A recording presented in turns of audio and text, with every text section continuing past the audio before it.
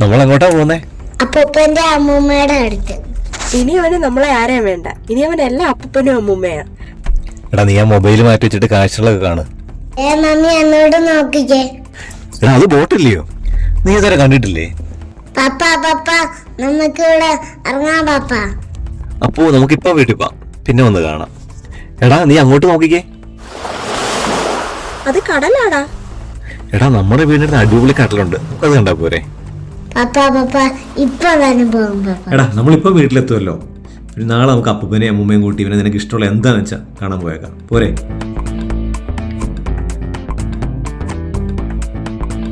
അപ്പോ നമ്മൾ എവിടെ എത്തിയെന്ന് നോക്കിയേ. അതെ അപ്പൂപ്പന്റെ അമ്മൂമ്മയുടെ വീടെത്തി. എടാ നീ താഴോട്ട് ഇറങ്ങിക്കേ, നമുക്ക് ഇറങ്ങാം. വായേ നീ ഇറങ്ങിക്കോ, ഞാൻ അപ്പൂനെ എടുത്തോളാം. അപ്പോ നീ താഴോട്ട് ഇറങ്ങ്. വാ.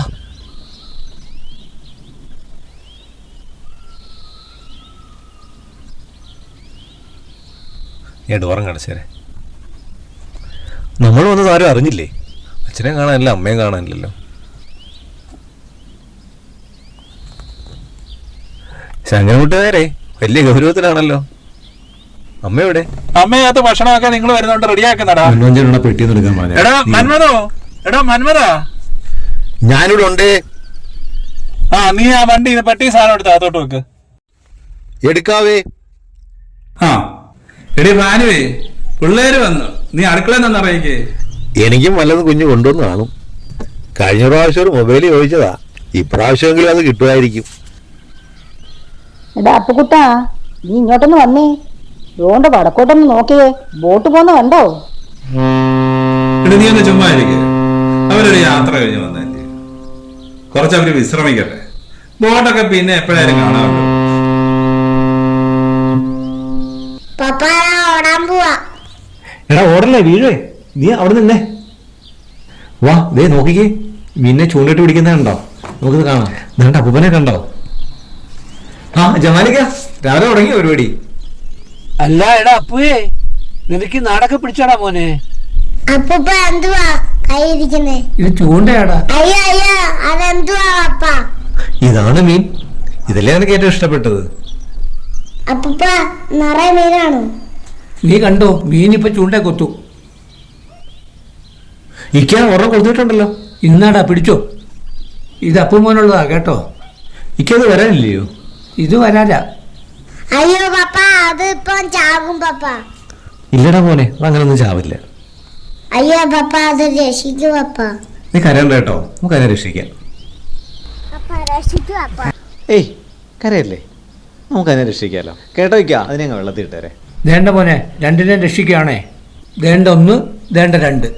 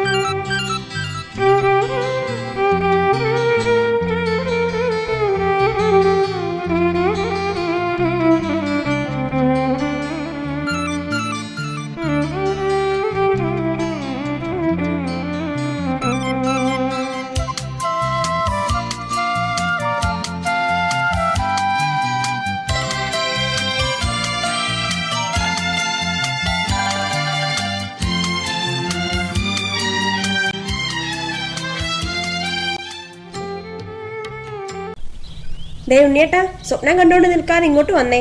കുട്ടിക്കാലത്തെ കാര്യങ്ങളൊക്കെ നമുക്ക് പിന്നെ ആലോചിക്കാം. ഇപ്പൊ വാ.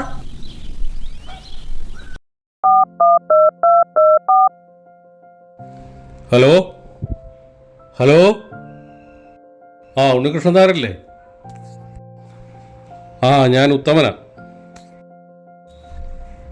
ആ എന്നെ അറിയാതിരിക്കാൻ വകയില്ല, ഒരുമാതിരിപ്പെട്ടവർക്കൊക്കെ എന്നെ അറിയാം. പിന്നെ എന്തുണ്ട്, കാര്യങ്ങളൊക്കെ എങ്ങനെ പോകുന്നു? അല്ല, ഞാൻ വിളിച്ചതേ, താങ്കളിപ്പം പ്രവാസ ജീവിതമൊക്കെ അവസാനിപ്പിച്ച് നാട്ടിൽ വന്ന് പ്രസ്ഥാനമൊക്കെ തുടങ്ങുമെന്ന് കേട്ടു.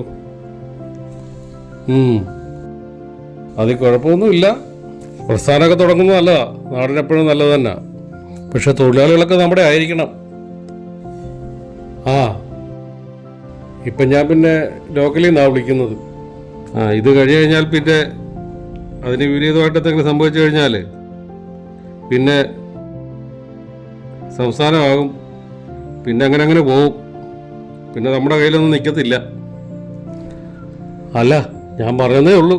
ഏതായാലും ഈ നമ്പറൊന്ന് നോട്ട് ചെയ്ത് വെച്ചോ, അറിയാൻ വയ്യാങ്കിൽ, കാരണം ആവശ്യം വരും. അതൊന്ന് ശ്രദ്ധിക്കുന്നത് നല്ലതാണ്. പിന്നെ ഞാനങ്ങോട്ട് വരുന്നുണ്ട്, പാർട്ടിക്കൊരു ഫണ്ട് വേണം, അത് തരണം. ആ ശരി, നേതാവിങ് വരട്ടെ. ഭാര്യയ്ക്ക് ജോലി ഉറപ്പിക്കാനായിട്ട് രഹസ്യ കൂടിക്കാഴ്ച, അതിനിടയിലോ പാർട്ടിയും ഫണ്ട് പിരിവും. ഈ നാട് എന്ന് നന്നാവാനാ?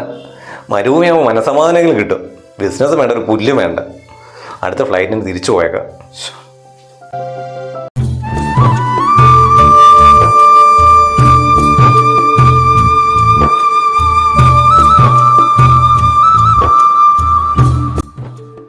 നാടൊക്കെ ആകെ അങ്ങ് മാറിയല്ലേ? നമ്മുടെ സക്കറിയല്ലേ വരുന്നേ? അതെ, അതവനാ. ഒത്തിരി ആഗ്രഹങ്ങളും മോഹങ്ങളുമായിട്ടാണേ ഈ പ്രാവശ്യം നാട്ടിൽ വന്നത്. പക്ഷേ ഈ രാഷ്ട്രീയക്കാരെ കൊണ്ട് പുറത്തുമുട്ടിപ്പോയി. അച്ഛാ, നിങ്ങളങ്ങ് പോരുന്നേ. ഇതെങ്ങോട്ടാ രാവിലെ എല്ലാരും കൂടെ? ഒന്ന് അമ്പലത്തിൽ വരെ പോകുന്നു. സക്കറിയ, നാളെ അവര് തിരിച്ചു പോവുക. അതെങ്ങനെ? ഇവരെല്ലാവരും ഇങ്ങോട്ട് നാട്ടിൽ നിൽക്കാൻ വന്നവരില്ലേ, പിന്നെ എങ്ങോട്ട് പോകാനാ? എടാ, നിനക്കറിയാലോ, നമുക്ക് ഈ നാട്ടിൽ നിന്നിട്ട് പ്രത്യേകിച്ച് കാര്യമല്ലോ ഉണ്ട്. ഞങ്ങളതുകൊണ്ട് തിരിച്ചു പോകാം. പെട്ടിയും പ്രമാണം എടുത്ത് അങ്ങോട്ട് വന്നപ്പോഴേ ഞാൻ പറഞ്ഞതാ, ആര് കേൾക്കാൻ. ഞങ്ങൾ പോട്ടെ. അപ്പോഴേ എനിക്കൊരു ബിസിനസ് സംഘടിപ്പിക്കാൻ നോക്കണം.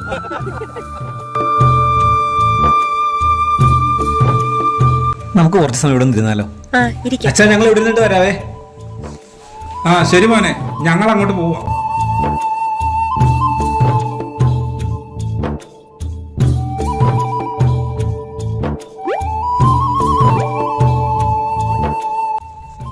എന്തേ വലിയ ആവേശത്തോടു കൂടിയാണല്ലോ വന്നത്, ഇപ്പൊ എന്താ ഇങ്ങനെ? ഞാൻ ആലോചിക്കുമായിരുന്നേ, പണ്ടൊക്കെ എൻ്റെ കൊച്ചിലെ എത്ര സുന്ദരമായ നാടായിരുന്നു. ജാതിയില്ല, മതമില്ല, രാഷ്ട്രീയമില്ല, വേലിക്കെട്ടുകളില്ല. ഏത് സമയത്തും എപ്പോഴും ഏത് പാതിരാത്രി വേണമെങ്കിലും ഒരു വീട്ടിൽ കയറി ചെല്ലായിരുന്നു. ഇപ്പോഴോ എല്ലാവർക്കും അവനവൻ്റെ കാര്യം മാത്രം അല്ലേ? സ്വാർത്ഥതയോടും ലാഭേച്ഛയോടും കൂടി നീട്ടിയെറിയപ്പെടുന്ന ചൂണ്ടയിൽ അറിയാതെ കൊടുത്ത് ജീവിതം കളയുന്ന കുറേ മനുഷ്യർ മാത്രമേ ഉള്ളൂ ഇവിടെ. ഇനി വലിയ കിനാവൊന്നും കാണേണ്ട, നമുക്ക് ആ പഴയ മരുഭൂമിയിലൊക്കെ തന്നെ തിരികെ പോവാം. എന്നിട്ട് അവിടെ പോയി നല്ല സന്തോഷമായിട്ട് അങ്ങ് ജീവിക്കാം. എന്താ? നീ ഏതായാലും അവരെ വിളിക്കാം, നമുക്ക് പോകാം എന്തായാലും.